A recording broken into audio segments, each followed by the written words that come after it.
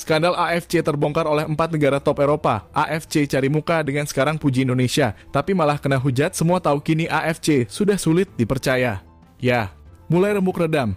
Satu persatu skandal AFC terungkap, di mana saat ini perselisihan antara Indonesia dengan Bahrain hingga AFC masih belum menemukan titik yang terang. Meskipun FIFA secara mengejutkan telah memberikan reaksinya kepada semua bahwa permintaan menggelar laga kontra Indonesia versus Bahrain yang akan digelar di Jakarta dan memintanya dipindahkan ke tempat yang netral ternyata tak digubris oleh FIFA.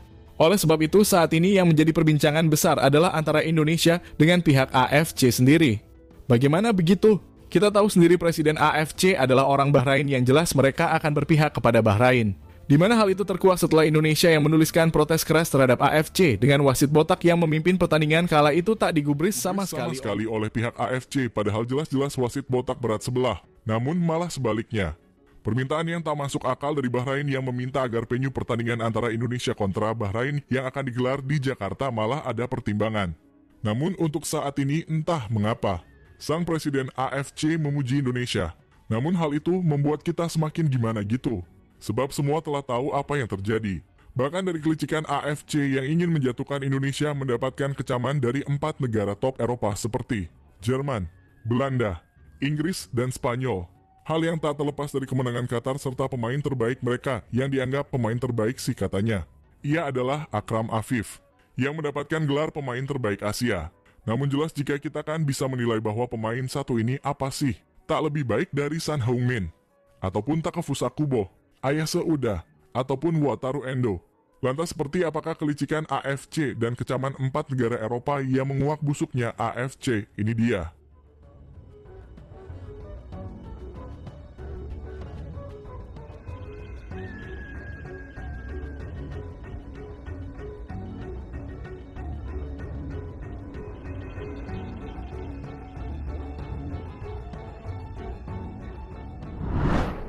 Ya, FIFA telah menambah kuota Piala Asia di kualifikasi Piala Dunia 2026 dan membuat tim-tim di Asia ingin memanfaatkan peluang itu sebaik mungkin agar bisa lolos ke Piala Dunia.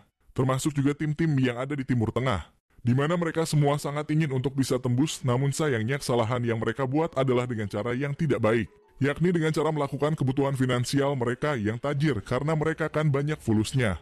Dan bukan rahasia lagi jika tim-tim yang ada di Timur Tengah sangat condong untuk hal tersebut. Seperti contohnya pada saat kualifikasi Piala Asia, AFC memilih wasit-wasit dari tim Timur Tengah untuk memimpin laga pertandingan.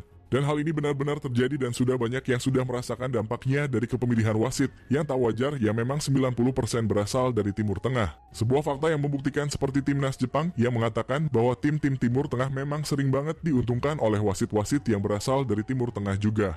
Akan tetapi melihat secara kualitas mereka jauh di bawah Jepang. Terbukti jika kita melihat fase grup Piala Dunia hanya sedikit sekali tim-tim dari Timur Tengah yang tak lolos dari fase grup, bahkan mereka terpuruk di dasar klasemen. Dan tim-tim yang sering lolos dan memang layak seperti timnas Korea, timnas Jepang, bahkan timnas Australia. Karena memang kualitas mereka dia berkualitas. Sesuatu yang membuktikan bahwa memang kualitas tidak bisa dibohongi karena kita sendiri bisa melihat bagaimana kualitas tim-tim di Timur Tengah yang levelnya hanya gitu-gitu aja. Kan gitu.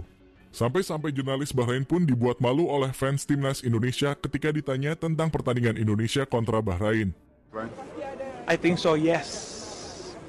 Yes. Bahrain have a lot of money, but don't have a class. Should play better, play fair, good. Nah, come on, no drama. The referee protects something, you know. The player playing good, they should. The referee. Who know? Mami foolish. Ya.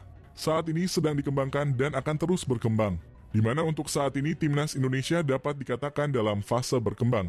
Dan memang kualitas Indonesia juga cukup bagus untuk menghadapi tim Piala Dunia. Semacam Arab Saudi dan Australia kemarin yang bisa kita imbangi. Namun tak terlepas dari itu semua sangat wajar jika Presiden AFC menganggap bahwa Indonesia akan menjadi ancaman yang serius. Karena Indonesia disebut sebagai tim yang paling progresif di Asia. Sehingga banyak yang memprediksi jika timnas Indonesia dalam beberapa tahun ini akan menjadi tim yang menakutkan di Asia. Bahkan media ESPN menyebut bahwa tang raksasa Asia itu sedang terbangun dari tidurnya, yakni Indonesia.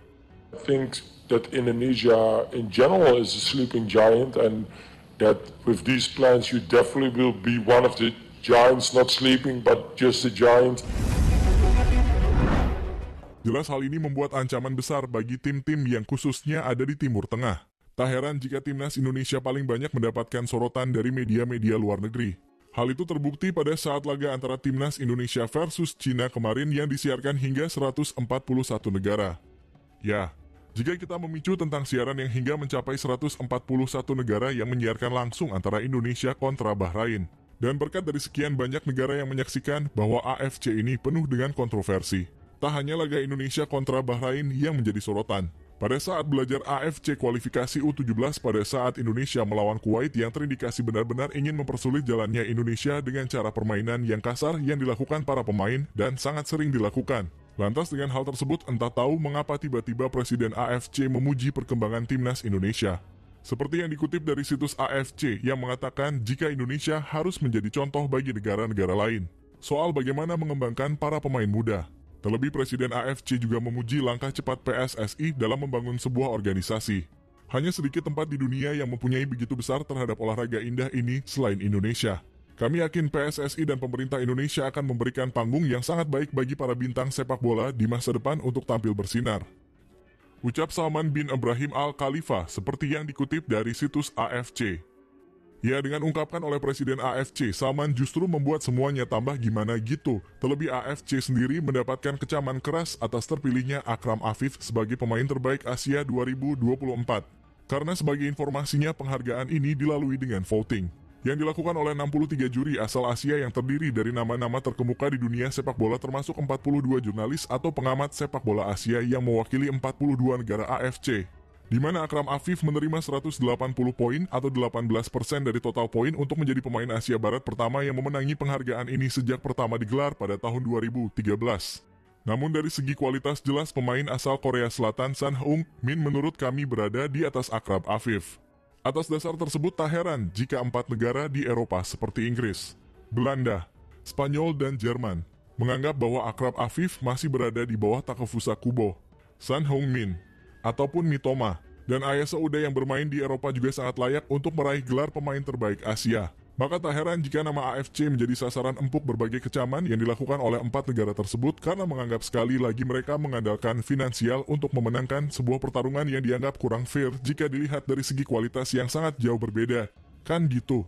Ya, jadi itulah tadi bagaimana AFC yang cari muka dengan sekarang puji Indonesia, tapi malah kena hujat 4 negara top Eropa yang membuat AFC sudah tak dipercayai lagi.